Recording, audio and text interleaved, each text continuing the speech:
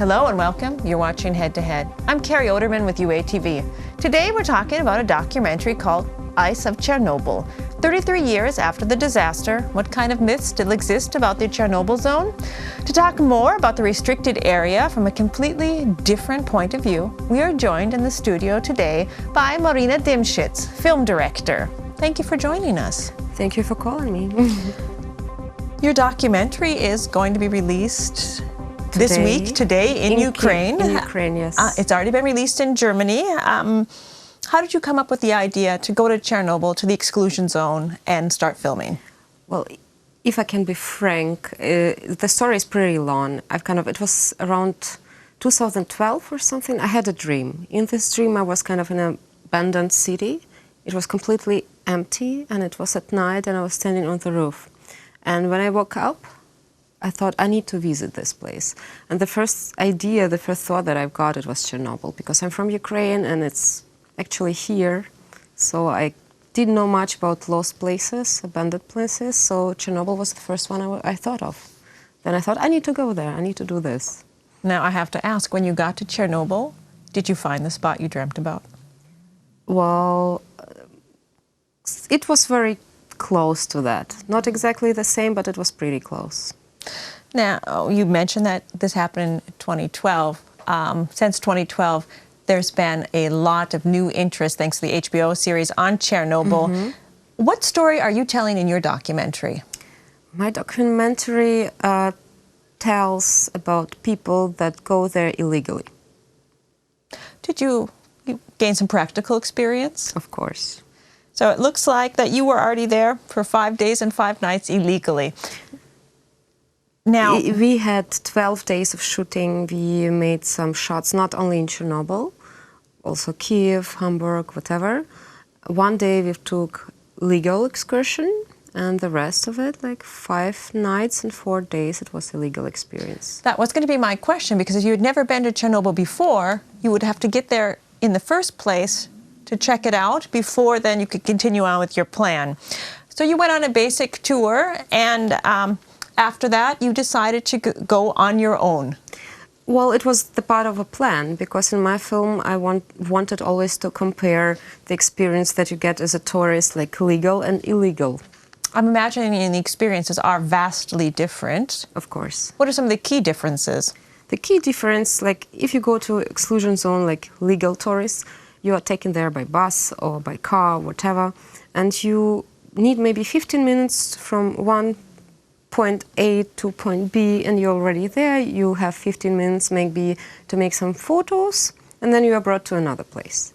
When you do it illegally, you go this route nights, not to be caught by police and whatever, and this 30, 40, 50 kilometers, it depends on the route you take. It's something very special. And you feel the zone. You see it not only during the day when you are allowed to see it and where you are allowed to see it. You experience everything on your own. The whole days, the whole hours, always. There's been a lot of discussions about how it's become a nature sanctuary of sorts. Mm-hmm. When you're there then on your own, walking through the area, you're much closer to this nature. What were your impressions from how the nature there is reinventing itself? Well, the nature there is very wild. Of course, everyone, we love to go to picnic, to the forests, whatever, to have a vacation. But even if it's a vacation spot, it's very vivid one, like maybe without people, but you see that the people are sometimes there. It's like it's pretty. But if the trees are falling somewhere there in the forest, they stay falling, and they make it complicated for you to go further. It's very wild, it's like jungle. The next question is, did you run into anyone else that was doing what you were doing? Well, of course. The exclusion zone is never abandoned, actually. People say dead zone, dead zone. No one is there. There are always some stalkers. So you tell the story of the time that you spent there illegally. Was there any dramatic chase scenes, or you were almost caught?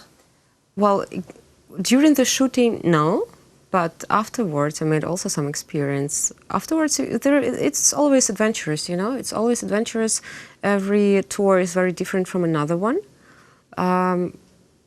But exactly in this particular tour, which we were filming, we met maybe a fox, some other stalkers, some different experiences, yes, but not too extravagant, I would say. How have authorities reacted to the release of your documentary? I don't think they know about it. Maybe after this program.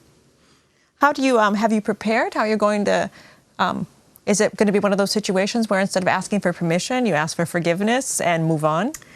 You know what? It is exactly the question I was bothering how to answer it, because actually the film is about those people who do it illegally. And to say that we're not doing it illegally, kind of to lie, it's not good, it's not right. But actually, you know, they have to prove it somehow that we've done it illegally. Who knows what I'm saying? Maybe I'm lying right now. That could very well be.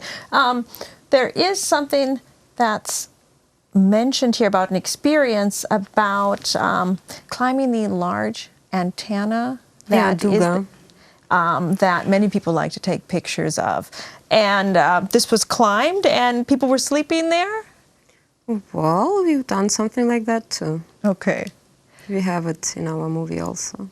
When people go to watch this documentary, they'll be able to watch it in Kyiv today? Yes. And in Germany, you've already shown it. It's already online on Amazon Prime. Okay. So if someone is interested in watching the documentary, it's easy to find? Yes. And the title of the documentary is Ice of Chernobyl. Yes. The title, was it the middle of winter when you filmed? No, actually, originally we had a different idea, but during the shooting, the point of view was changed because, like, it was my first experience, and actually, if you do a documentary, you have to be good with the topic you are doing.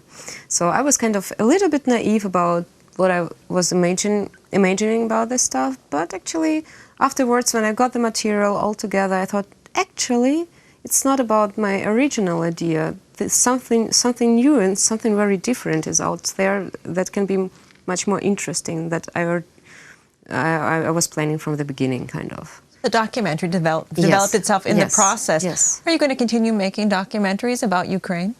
Maybe. Actually, I've studied film and film directing. I never thought I would be doing documentaries, but after this experience, I kind of like it. Maybe, yes. I'm not sure, but I have ideas like for normal movies, like fiction movies, but actually documentary is also good. It has something.